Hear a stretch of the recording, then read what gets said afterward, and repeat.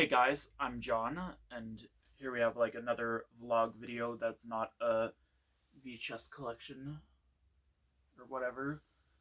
Well, this one is going to be a kind of a more serious talk, and it's about documentaries and the problem I've realized with them. So yeah, if you remember earlier this year, a documentary came out. It's called Quiet on Set. You probably have heard of it. It talks about the controversies surrounding a lot of the people working at Nickelodeon. I talked about a lot because it was very reminiscent of my experiences of child abuse. So yeah, but I recently found out about a big controversy surrounding it, and that it was profiting off of people's traumas without permission at all. Like they even use footage that they asked to cut out. Yeah, and yeah, it's pretty bad. I've done a lot of videos and posts about them, but about the documentary, but I'm going to be privating it or unlisting or deleting them at some point. But that's the problem.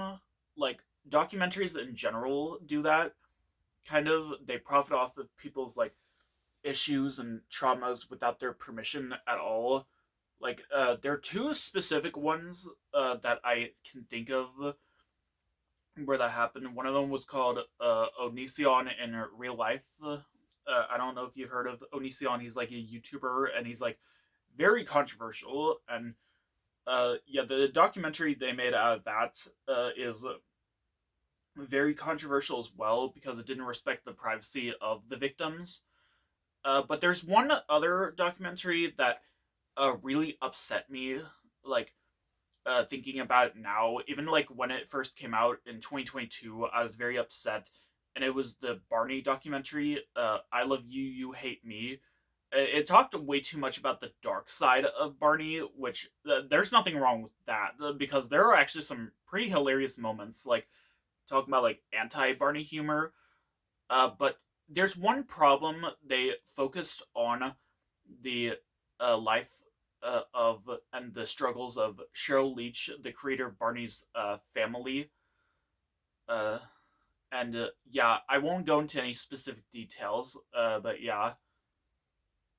So yeah, but it's a problem because it's way too personal information, especially about Cheryl Leach's husband and her son, Patrick Leach. Yeah, especially that.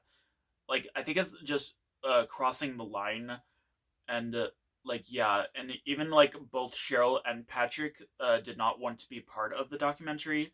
And as a Barney fan, I'm very upset that they did profit on her family dilemma, and yeah, it's just not very good.